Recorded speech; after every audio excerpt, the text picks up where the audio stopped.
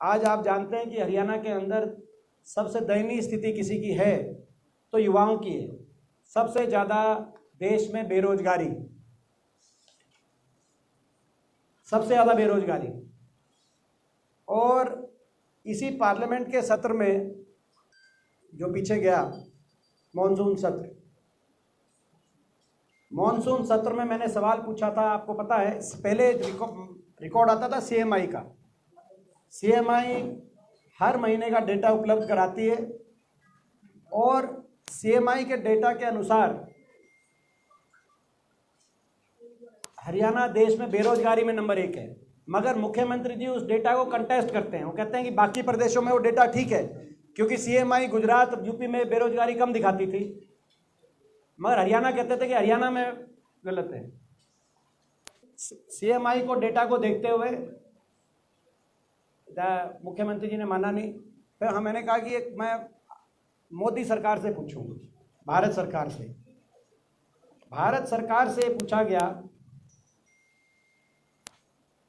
कि भाई सबसे ज़्यादा अनएम्प्लॉयमेंट कहाँ है और पिछले 10 साल तक इसका क्या रिकॉर्ड रहा है।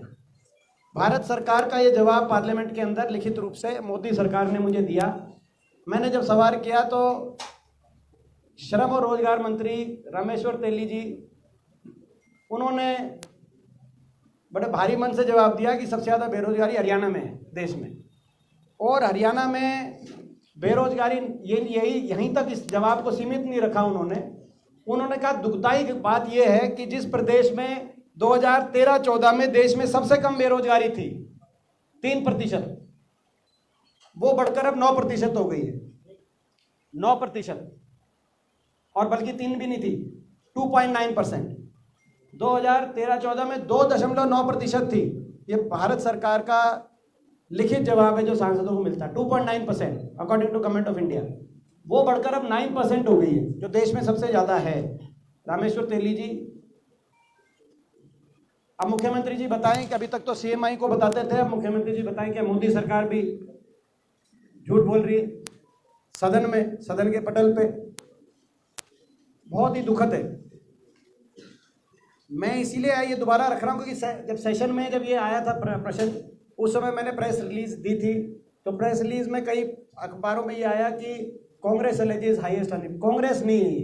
रामेश्वर तेली जी की पता करिए, वो भारत सरकार के श्रम और रोजगार मंत्री हैं। ये भारत सरकार बता रही है, मोदी सरकार बता रही है, और इसीलिए मुख्यमंत्री जी को जवाब देना पड़ेगा।